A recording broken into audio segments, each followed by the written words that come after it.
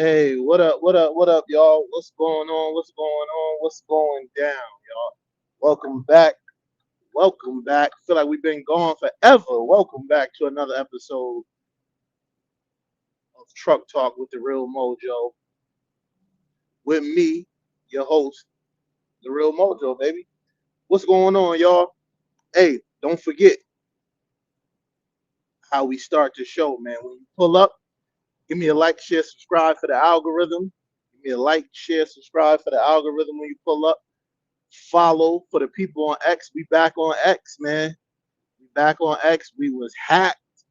Our other channel got taken. Our other page got taken. It was doing good, but you know how it is. When they see you doing good, they always gotta try to throw a monkey wrench in it. But we back, whether they like it or not. So when you pull up to the X channel, hit a like and a follow for the algorithm, and share the content if possible, if you feel like. But anyway, man, we back. Um, Give me a thumbs up in the chat if you're chilling. Give me a one in the chat if you're at work. Y'all know how we feel about the people getting money. Those are the most important. You know what I'm saying? Because that's what we all doing right now. Or at least that's what we're trying to do. But man, we got a lot going on. We got a lot going on. Yesterday was an NFL Sunday, but some of the college, uh, some of the Saturday college news spilled over into yesterday. Trent Dilfer was fired from UAB. You know Trent Dilfer from former NFL quarterback, Tampa Bay Buccaneers, and the Baltimore Ravens. Trent Dilfer got let go. You know what's crazy? I didn't even know Trent Dilfer was coaching over there at UAB. That's crazy. But we're gonna jump into the huge news. Huge news. James Franklin got fired from Penn State yesterday after another disappointing loss. And let me tell you, Penn State was a favorite to win the Big Ten this year. Their quarterback got injured also yesterday, but the season wasn't going as expected before that. Two major things to take away from this firing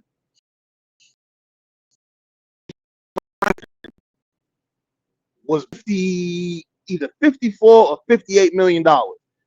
Either way it goes, he's getting $666 a month for the next what 4 years. That's what second to the Jimbo Fisher buyout. So now with the NIL deals, with the boosters and all that, and at these Power Five conference schools with the high salaries, listen, losing your job ain't the worst thing. Losing your job is not the worst thing because you're not just getting fired, cut, or waived like the players. No, you're getting bought out of your contract. So that 58 million that he was owed, he got. He got. So, and I don't know if they pay it all at once, which I doubt. They probably just keep him on the books. They probably just put his salary on the books and just pay it out every month, every year. $666,666 a month. That's over $500,000 a month to do nothing if he wants to. Imagine that shit. You just out here. That's a month. That's not even. Listen, Jimbo. No, I'm sorry. I'm thinking about the Jimbo Fisher deal. James Franklin. Salute to you. You couldn't get the job done, but salute to you. So now the other part to that is what's taking place for the future of Penn State. I have seen. So they now went from the number 2 or 3 class 2027 of 4 and 5-star recruits, they now have 0 recruits 4 and 5-star, and probably 0 period for the class of 2027. Once he got fired, I don't know if these kids got agents or they got wind of what was going on, or the NIL money that maybe they was promised. Because I know usually when coaches get fired or take other jobs, whoever they recruited has a chance to decommit. Because I know for a fact, because I got that chance when I was in college, when I was going to college, when I was in high school, the coach that recruited me moved on. And they ask you, they give you every option to get out of there because, you know, 9 times out of 10, bringing his own coaching staff and bringing all his recruits, you know, that him and his staff has recruited. So that's huge news for Penn State, because think about it. They were supposed to win the division this year, and then with all those 4 and 5-star recruits, maybe start a level of dynasty, a level of dominance for years to come. And now all of that's gone. You know what I'm saying? All of that's gone, depending on who they bring in at head coach, you know, and how the rest of this season plays out. What's going on, y'all? What's going on? Appreciate y'all for pulling up, man. Don't forget, man. Give me a like, share, subscribe for the algorithm, follow, all that good stuff, man. James Franklin let go from Penn State. He got bought out basically. So all his salary, all that $58 million, he gets it. His whole recruiting class of 2027 decommitted over the weekend. Saturday, late Saturday, and all day yesterday. You're probably gonna hear some from also.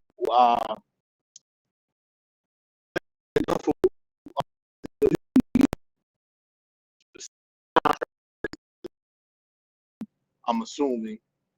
How you doing? How you doing, man? What's going on? Hey, don't forget, y'all.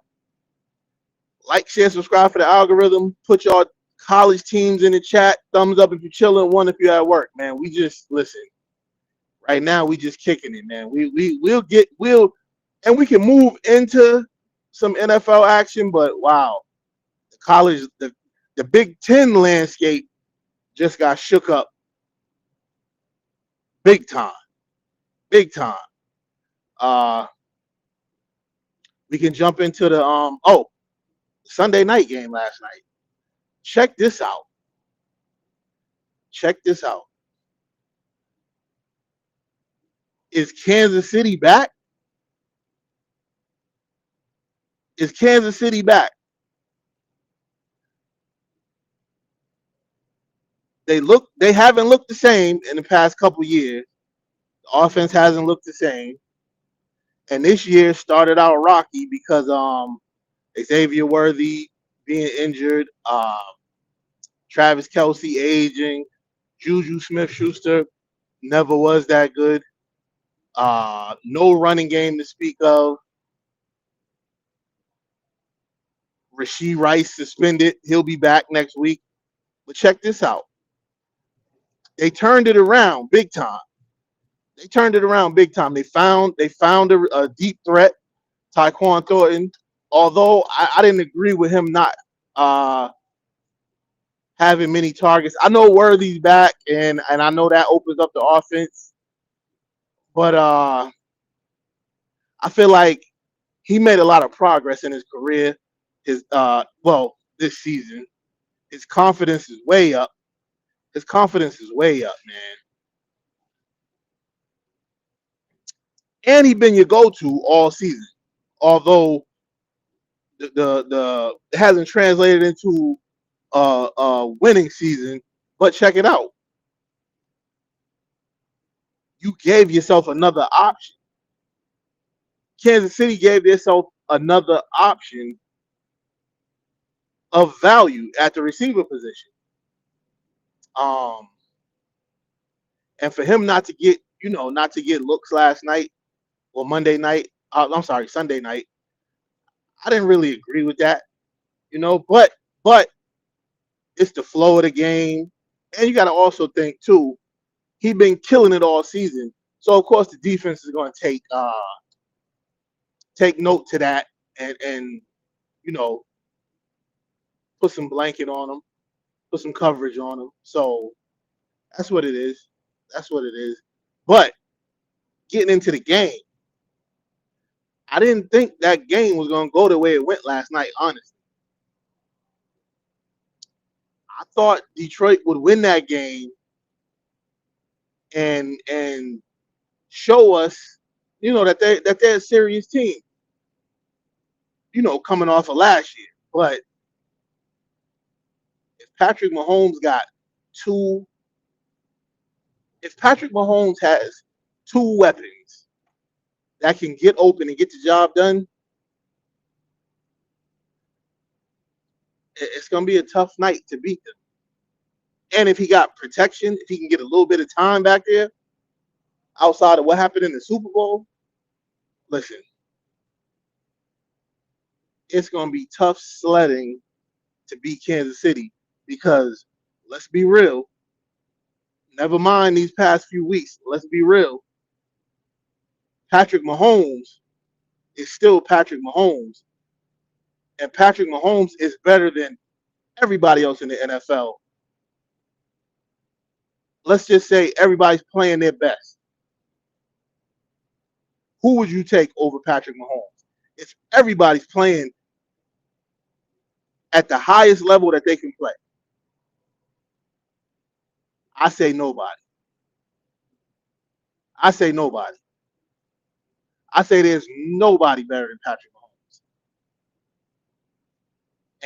And he showed that yesterday. A much better team from top to bottom, maybe not defense. But I mean, you look at Detroit, two running backs, two legit running backs that will start anywhere else. Well, almost anywhere else. We talking Saquon and Derrick Henry and them type of people. But three receivers, all pro tight end, and a quarterback. And look what happened. Kansas City defense, shout out to them, held them to 17 points, which is not an easy task the way Detroit can run up the score. But when you got Patrick Mahomes doing what he's doing right now, we talking, this is going back to like 20, maybe 21. 22, 23, 24, it wasn't the same. But we talking 19, 20, 21. Listen, there was no quarterback in the league better than him. And it's looking like right now, there's no quarterback in the league better than him. I don't give a damn who wins the MVP. We talking all things aligned. I'm not taking another quarterback over Patrick Mahomes. And he showed it last night. Although, I will say this, Baker Mayfield, right now to me, is the front runner for the MVP. Baker Mayfield's the front runner. He's in Tampa Bay. He's doing some things right now that number one, we haven't seen from him. And number two, what we are seeing from him right now is what we've seen from the last couple MVPs. When the game is on the line and a play needs to be made, Baker Mayfield's making the plays. 2 games he made it with his legs. Like yesterday, he made it with his legs, and I think 2 weeks ago, he got that 3rd and 19 or 17 or something like that. And then he just steady throughout the game, making throws, moving the chains, putting pressure on the other team's defense and offense, winning the field position game. If you don't score, you get enough first down to win the field position game. Give your defense a rest, stuff like that. You know what I'm saying? And Baker Mayfield is certainly doing that this year. And he's doing it the best that I've seen, and he's doing it better than anybody else up to this point this year. You know, Josh Allen's tough. Maybe most improved or something like that. I don't know. But yeah, man. And, okay, old school Aaron Rodgers. He talked about his meet when he met with Aaron Glenn before the season started, and that kind of surprised me. It kind of surprised me the way that meeting went down. He said he flew across the country. He thought he was having a real important civilized meeting. He said 20 seconds into the meeting, Aaron Glenn leaned over and asked him, did he want to play football? He said he's interested. Aaron Glenn then says, we're going in a different direction at quarterback. So Aaron Rodgers said, well, shit, you could have told me that on the phone. One of his reasons was, get this, I don't want to be up front talking and see everybody looking at you, as if to say he's going to undermine Aaron Glenn and his message to the team and you know his words to the team. I don't like that, and him going in a different direction. How's that working for them? I mean, we got a healthy Aaron Rodgers now. Before, you know, he got injured his first game or his fourth, something crazy like that. Fourth play of the game, something like that. Then last year, he's working himself back from Achilles. And we talking about a 40-year-old, 39, 40-year-old at the time. Now he's looking healthy. His arm talent is his first of all, his brain talent. Because to me, it don't look like Justin Fields is breaking down these defenses quick enough in real time, like on the field. It don't look like he's processing what's going on. A couple times you got guys open and you don't throw it. This the NFL. Some of these dudes you got to throw them open. Some of these dudes you got to lead that ball down, you know, up the field a little bit. He's not doing that. He's not recognizing the blitz. He got sacked what 6 times? Like that's Justin Fields had a -10 overall passing yards yesterday, which means the yards that he lost being sacked was more than he actually threw in the game. I don't see how Aaron Glenn keeps his job. To be honest, I don't see how Aaron Glenn keeps his job. I really don't.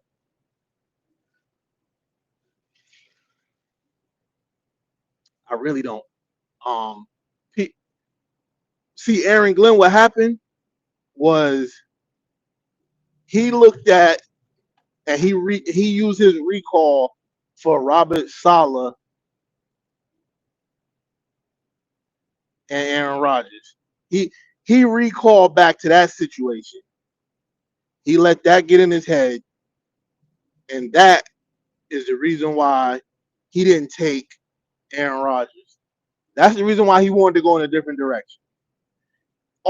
Obviously, he wanted to switch up the game plan a little bit and be a little more run focused. But Justin Fields wasn't good in Chicago.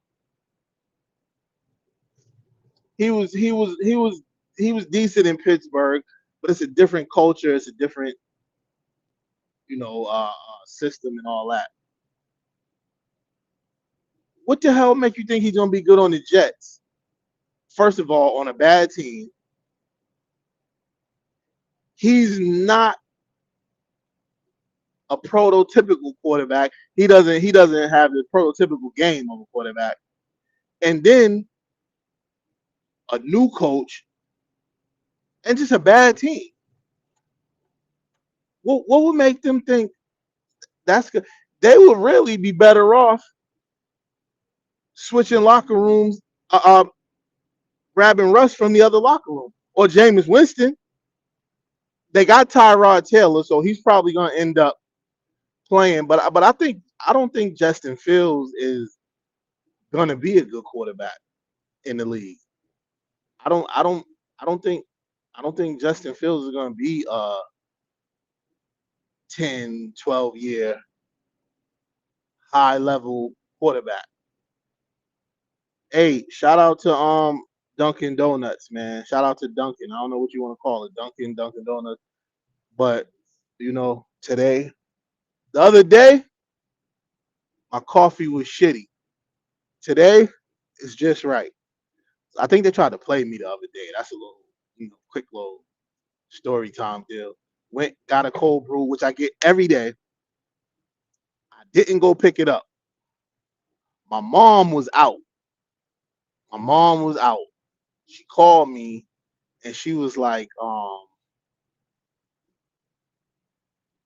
she was doing something. Oh, she was about to grab my son, I think, from getting his hair braided over she was in the area that my son was in getting his hair braided. And she was like, "Oh, you Dunkin' Donuts. I'm right around by your Dunkin' Donuts." She was like, "You want me to grab your coffee?" I said, "You know what's funny?" I said, "I just ordered it." So she got there. The guy at Dunkin' Donuts, he knows her too. She got there before they made it. So that would lead me to believe that it wasn't a cold brew that y'all sent me. I know it wasn't, Duncan. I made up for it today, but I know what y'all did because y'all did it before. Um, and they could have just lost train of thought when she went in there and they started talking to her. But whatever. But today we on point. We on point today. All right, y'all. Pittsburgh Steelers. Here we go. Let's go, Steeler Nation. We put hands and feet on the Cleveland Browns. Um, Everybody talking about this Dylan Gabriel, Shedeur Sanders. I guess competition ain't really a competition because one is being. I'm gonna just say snubbed. I ain't gonna get into what everybody's getting into.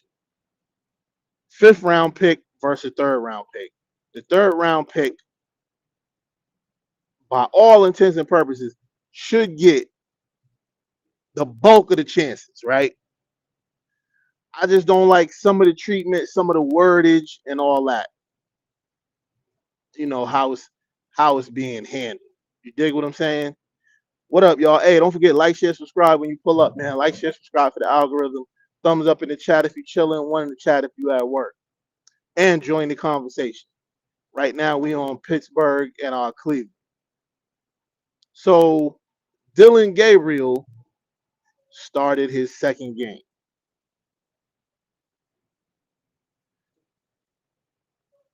Dylan Gabriel, honestly,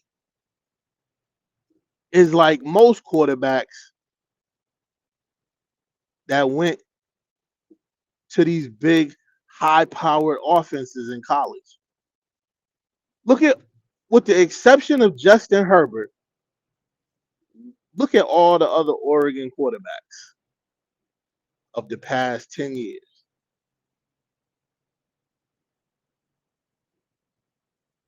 Right. Look at the Oregon running backs the past 10 years. Look at the Oregon receivers the past 10 years.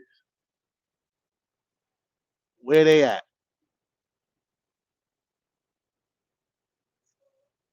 Exactly.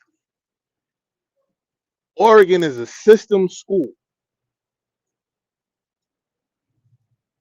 Before that, because remember when Cam Newton put the beats on Oregon? Where's anybody from that team? I know that was a long time ago, but where's anybody from that team? Where's all those speedy running backs, receivers, all those quarterbacks that had all those yards? Where are those people? How's their careers? Justin Herbert is going to be the only one with a substantial career.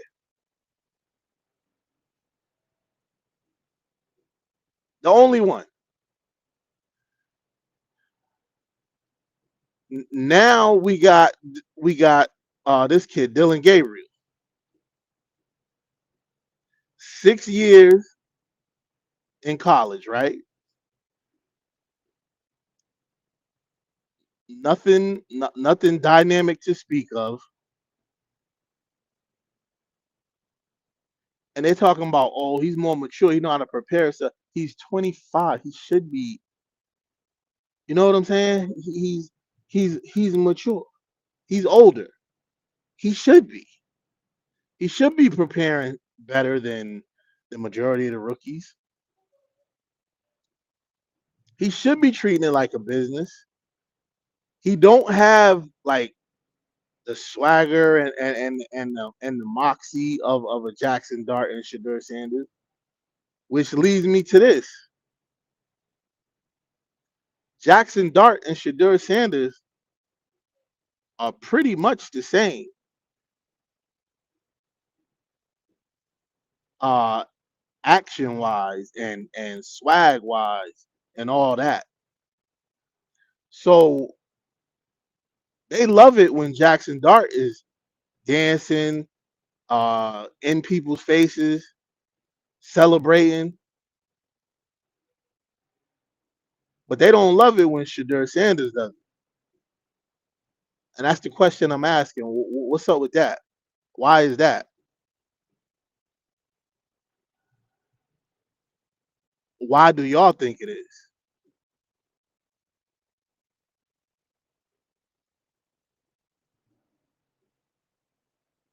Anyway, I digress. Dylan Gabriel looked unprepared. Uh, Everything was a check down almost. He threw two passes over 10 yards, airtime. He threw the ball 52 times in his second start, and it wasn't a shootout. He threw the ball 52 times, and they didn't score a touchdown.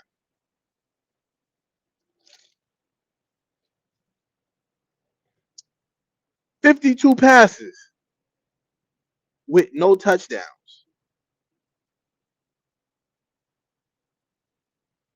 There's no way in hell you telling me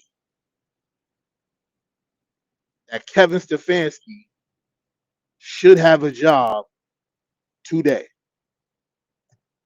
No way in hell.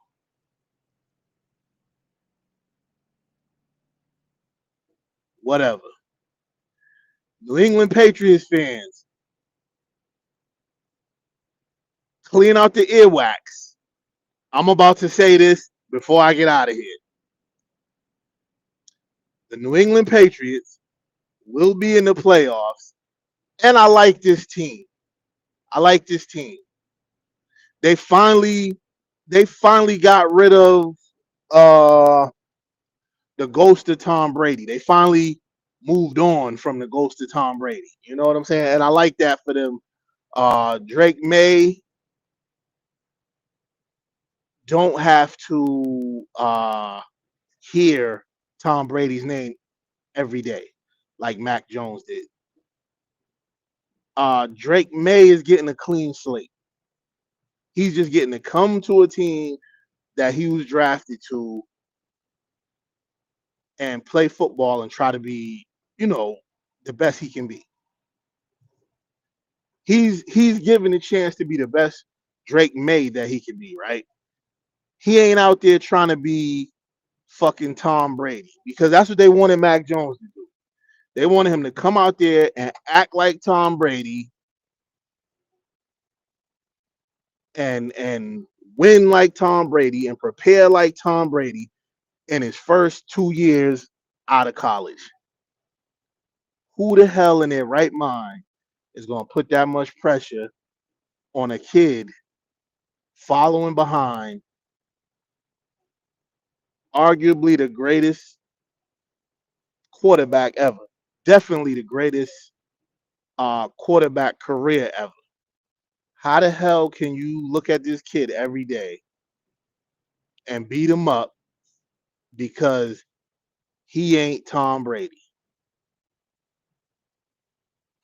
That's absolutely insane, absolutely unfair. And I'm glad he's gone in San Francisco playing great football right now. Mac Jones playing great football right now. He's doing what he knew he could do, and he's doing it without pressure, and he's doing it without scrutiny. You know what I'm saying? He got a lot of scrutiny up here in New England. He got a lot of scrutiny for not being Tom Brady, which sucked. I'm an Alabama fan. I enjoy watching him play for Alabama. Uh, and the scrutiny that he was going through was crazy. Like he was going through enough shit to make you not want to play anymore. To be honest, like make you have a psychiatrist type,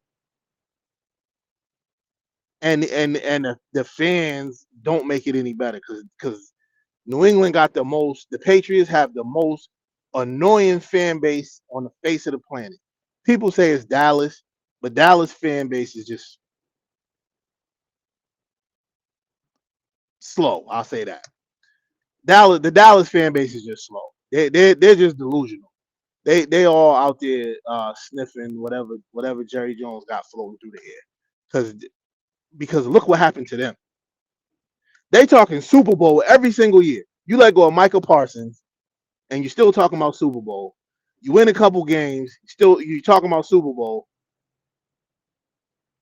and then you get it handed to you by Carolina. Although Dak is playing his ass off, George Pickens is a model citizen. Give him another 2 losses. Give him 2 more losses. He won't be such a model citizen. We know George Pickens.